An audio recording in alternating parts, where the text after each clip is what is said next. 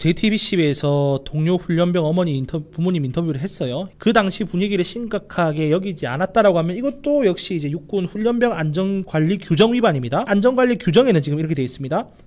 훈련병이 훈련 중에 쓰러질 경우에는 즉시 훈련을 중단한다. 그리고 훈련병의 상태를 확인한 뒤에 군의 간 인계 등의 내용이 없어요. 네. 즉시 119에 신고하도록 되어 있습니다. 왜냐하면 쓰러진다라고 하는 거는 결국 졸도를 했다는 거잖아요. 네. 그러면 어떤 전문적인 의료 처치가 필요할지 알 수 없으니까 119에 곧바로 신고하라고 하는 것이 지금 매뉴얼입니다. 네. 그리고 이제 훈련병의 상태를 지속적으로 확인했어야 됐고요. 119가 올 때까지. 네네. 그리고 지금 현재 이야기 들리는 바로는 119를 부른 적도 없고 신고 기록도 없고 그리고 당연히 환자 훈련병의 상태를 면밀하게 살피지도 않았다는 거 아닙니까? 그쵸. 그러면은 지금 모든 전 과정이 사실 이제 훈련병의 안전관리 규정을 위반한 것이라고 보여지고요. 네네. 그리고 지금 이제 끝에 보면은 원래 이렇게 훈련 중에 이렇게 사고가 발생하면은 훈련 보고서를 의무적으로 작성해야 된다고 되어 있습니다. 네. 근데 지난 방송에도 말씀드렸지만 지금 중대장님께서 고향에 가 계신 상태죠.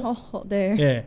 참 황당합니다. 황당합니다. 진짜. 네. 네. 의도가 어떻게 됐든 간에 강원경찰청의 발표 진위가 지금 의심이 되는 상태다. 네. 왜냐하면 지금 이제 가해자에게 이제 불리할 수도 있는 그런 정황 및 증거에 대한 내용을 빼고 지금 보도가 됐단 말입니다. 그렇네요. 근데 심지어 이게 최초 보도인 연합뉴스 외에 인용 보도만 지금 몇 차례 있었어요. 그러니까 공식적으로 브리핑한 내용이 아니라는 거거든요. 근데 강원경찰청이 공식 입장이 아님에도 불구하고 이 취재에 응해서 마치 이제 그 가해 중대장의 잘못이 약간 실제 알려진 것과 다르게 잠깐 작다는 듯이 이렇게 발언한 것은 상당히 석연치 않은 지점이고 부적절하다라고. 네. 지금 경항경찰청에서 이야기했던 자료를 보면은 이 사망 훈련병의 이상 상태를 보고한 동료 훈련병이 없었다라고 이야기했잖아요. 그렇죠. 근데 이런 얼차려, 그러니까 가혹행위를 당하고 있는 훈련병들이 어떻게 상대 동료 훈련병들의 상태를 확인하고 그걸 간부한테 보고를 합니까? 그렇죠. 그거 자체가 말이 안 되고요. 그리고 마치 동료 훈련병에게 책임이 있다는 듯이 그리고 해당 가해 중대장이 실제로 알려진 것과 다르게 가해 사실이 작다는 듯이 이렇게 정식으로도 아니고 네. 취재에 응하는 식으로 비공식적으로 발표하는 것은 지양돼야 된다. 요 말씀 꼭 드리고 싶습니다. 원래 군은 항상 성별 그 간부의 성별과 상관없이 통합 관리를 하는 책임이 있습니다.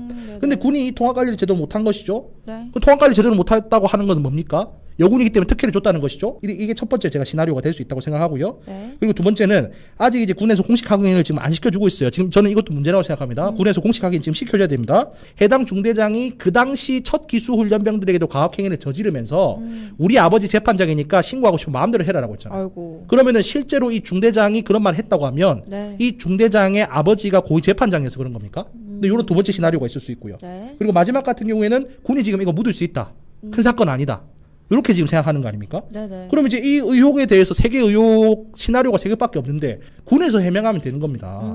여군이라고 해서 특혜 준 적 없다. 네. 그리고 이 군이 묻을 수 있는 사건이라고 생각하는 건 아니다. 그리고 실제 여군 중대장이 뭐 재판장 아버지가 재판장이다 아니다. 근데 뭐 그렇다고 해서 우리가 그렇게 수사를 무마하려고 시도한 적 없다. 그런 외압이 행사된 적 없다. 이거를 네. 이야기하셔야죠. 근데 이렇게 이야기도 안 하고 뭐 재단치 억측을 자제해달라 이렇게 이야기하는 거는 제가 볼 때 오히려 지금 불난집에 기름 붓는 거 아닙니까?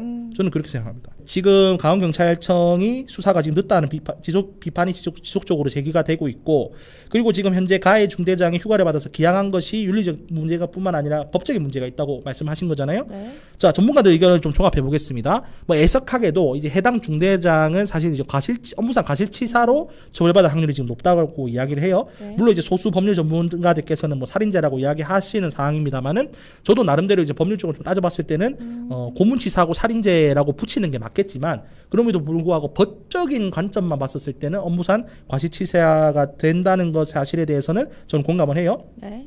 근데 지금 중대장이 소환이 안 됐어요. 업무상 과실치사도 어쨌든 사람이 죽은 중대한 사건인데도 불구하고 지금 8일이 넘도록 지금 소환이 안 되고 있거든요. 네네. 자, 수사기관과 최초 소환이라고 하는 것은 증거가 명백하고 범인이 혐의를 인정하느냐 안 인정하느냐에 따라서 빨리 소환되느냐 안 소환되느냐가 달려 있습니다. 네. 근데 지금 둘 다 확정됐잖아요.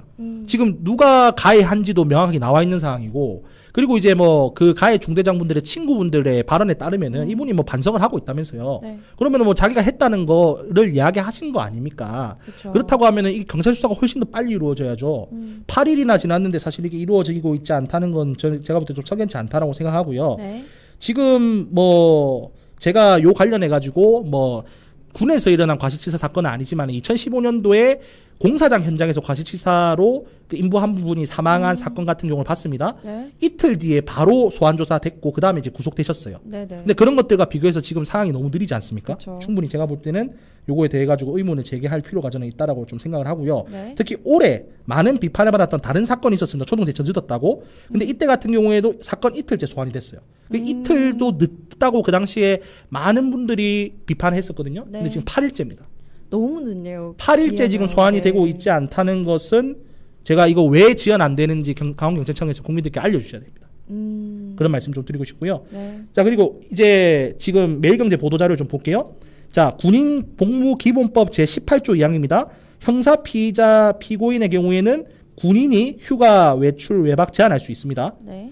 근데 왜 군인복무기본법 제한 사유를 어기고 휴가를 줬는지 대대장님 그리고 12사단 입장 표명해야 됩니다. 입장 표명 안 될 경우에는 이 사건 그대로 덮이지 않습니다. 오히려 더 많은 국민의 공분 살 수밖에 없거든요. 네. 요거에 대해서 강원경찰청과 12사단이 제대로 입장 내야 됩니다. 네, 알겠습니다. 더 다루고 싶지만 앞으로 들어오는 소식은 금요일 날 다시 다루도록 하겠습니다.